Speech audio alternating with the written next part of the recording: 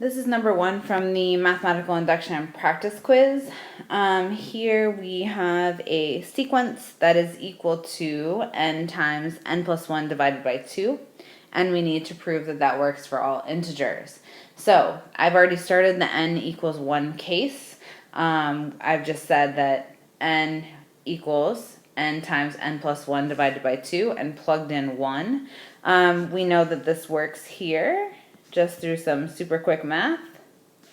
Here we have 1 times 2 over 2, which is 1.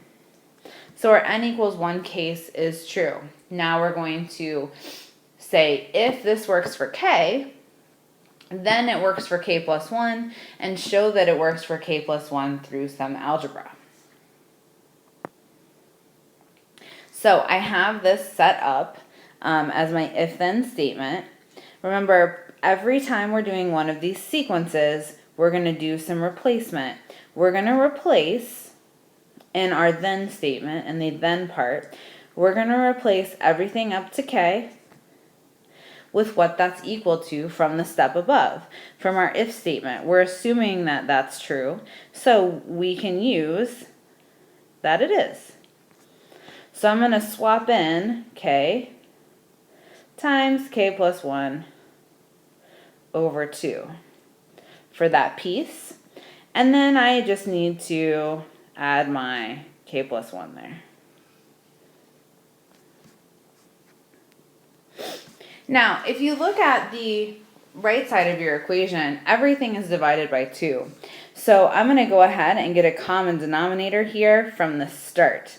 I'm going to take the second k plus 1 and put it over 2 and multiply it by 2. And that gives us something nice to work with. Here I can smush these two together since they have a common denominator. So I have k times k plus 1 plus 2 times k plus 1 all over 2.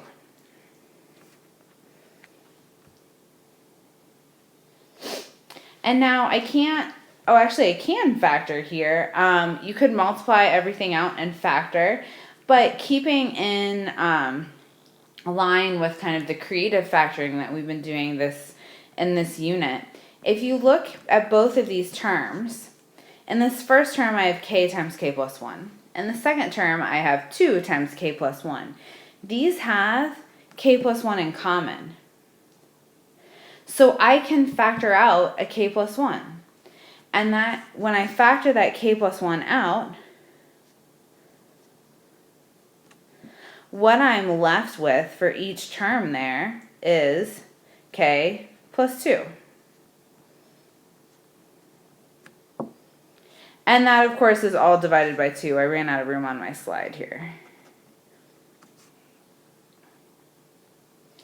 So you could have multiplied this one. You could do either way. You could multiply everything out and factor.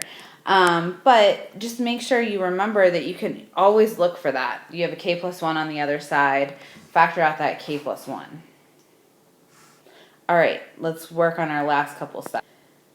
So on the last slide, I had k plus 1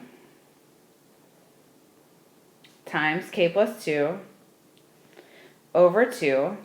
And I was trying to match k plus 1 times k plus 1 plus 1 over 2. And these are the same. I can show that just by writing out the k plus 2 as k plus 1 plus 1. And now you have both sides equal. You're going to end your proof by saying conditions 1 and 2 are satisfied, therefore the statement is true. Made with Doodlecast Pro.